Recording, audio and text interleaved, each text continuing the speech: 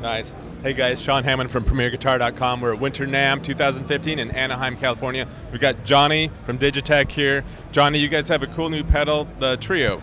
The Trio, yes, it's basically a band in a box, or as I like to refer to it, magic in a box. It creates bass and drums to a chord progression that I record into it and give it. So no computers, no backup tracks, nothing. I put the guitar chords in. It says at bar A, you played this chord, say an A. At bar 2, you played a B, and at bar 3, you played a C. And it matches the drums and bass to what I just played and puts it in there. Once it's in there, it allows you to change genres, everything from rock to R&B to country to jazz. And then inside that, you can change styles. I have 12 different styles within that genre. I can change the tempo, slow it down, or speed it up with no sound degradation, no warbleness, everything sounds crystal clear, and I can mix out the drums or mix out the bass if I want. Now, when you're setting up your track, so to speak, is it sort of analyzing what you're playing, like analyzing the tempo and? Yes, it's analyzing it all on the fly as I do it. It was zero latency. Now, how about in terms of the style of the drums? Are there different kits, or is it pretty much one kit and one bass sound, and you vary the levels of those two with the knobs? No, each one is different. We have P basses in there, we have J basses in there, we have upright basses in there, and then the drum kit's pretty much kind of one drum, but it sounds different. There's a brush kit, there's a hard smacking kit, there's more of a laid back sounding snare drums. And all of that changes with the style knob up at upper right? It changes with genre and with style. Like for example, in jazz, we can have one just play root and fifth, or I can have it walk. So it creates a walking bass line based on what I play. Okay, so when we came in, we were on what? We were listening to a rock thing. Okay.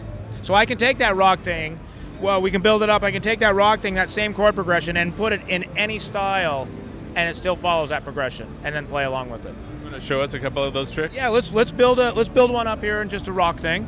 We'll start from scratch. As you can see, right now it's just flashing. It's waiting for me to start. Oh, and I guess we should mention too, it's got a 3-button foot switch to control this stuff. It has a 3-button foot switch, which is an extra thing. I have this up here now because it's easier to demo. Okay, so that's optional. It's optional. Everything I'm doing with this foot switch can be done with the button on the foot switch. Okay. It's just easier to demo at NAMM this way. All right, show us the trick. All right, so it's waiting for me to record. It's sitting there flashing saying, let's go. It's waiting for my first note. As soon as I play, it starts analyzing. We're going to bring in the bass and drums. So now if you listen, I'm playing an inversion of A and B on there. So this is an inversion of A right here. But it's playing, it said, oh, you're playing an inversion of A. I need to play A on the root. So it's not following me to the C sharp. It's sticking up there with me. So this will keep going. Now I'm going to change the style of this just a little bit. This is a song in rock. We're going to go to jazz. I want to hear my same progression jazz. So right there, we've changed to an upright bass now. See, and it's kind of doing a little funky thing. It's like, it's kind of cool, it's a cool vibe, but let's hear it walk. So now, that same progression has a walking bass line.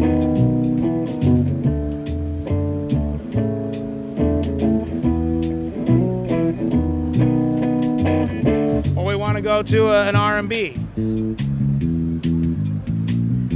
See, it's just a little more movement. Or, now here's the cool thing, I want to go back to rock.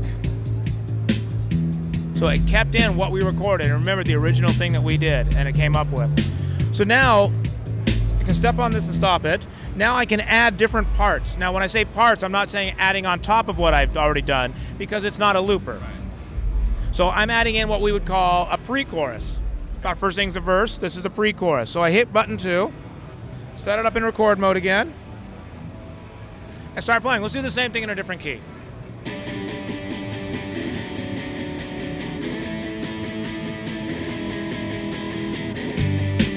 So now it's the same groove, but in G instead of D. and I still have my D groove in there. And we'll do one more. This is gonna go.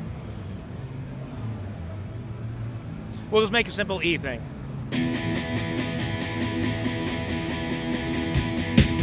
Okay, so I've written my hit song, right? Or so I think. Well, do these parts work together? I don't know, let's find out.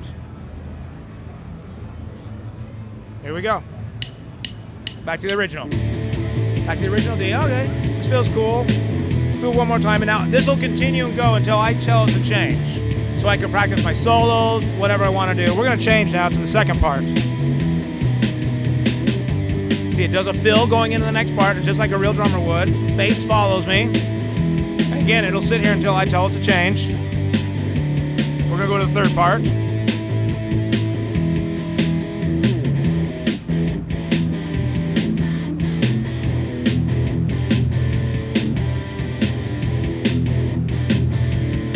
Then I want to go back to the beginning. So you see, you can loop those over. So it's really essential for songwriters who have a bunch of parts they want to throw together and say, well, will it work in this? Will it work with this? Or how does it sound in jazz versus R&B? Put it all in there.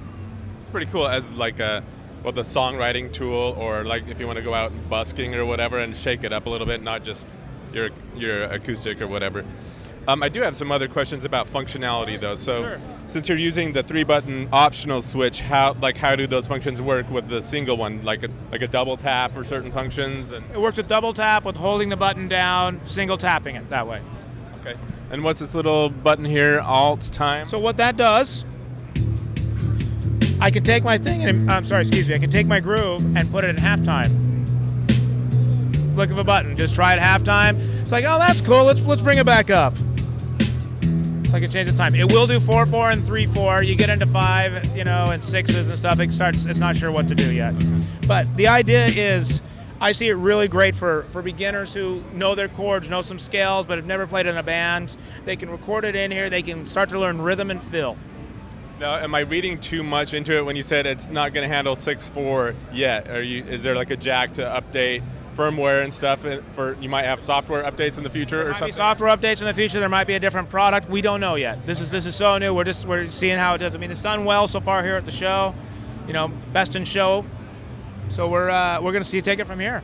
How about connectivity? We're hearing it through a PA speaker, a full range thing, obviously, because you want to have a more authentic sound with the drums and bass. But what other connections are there? Well, if you look over here, there's two different connections. Now, let me just back up a second. The distortion sound we're hearing is coming from the box, and there's 3 settings: clean, semi-distorted, and distorted. You do not have to use that. You can run out the output over here that says amp. Run it through your effects processors, your pedals into your amp, and then still run the bass and drums separately to a mixer. Now, you can run everything to your amp as well, and there is some amp simulation on there, so it doesn't sound, as bad as you would think it would, a drum and bass through a guitar amp. So it still works great both ways. All right, nice. Now, how much is this going to go for? This is going to go for $179 MAP. That's a pretty good deal. Where can people go online to find out about it and read the little details and all that? You can find it all out at digitech.com. Sweet. Thanks, Johnny. Thank you. Thanks for watching, guys. I'm Sean Hammond for PremierGuitar.com.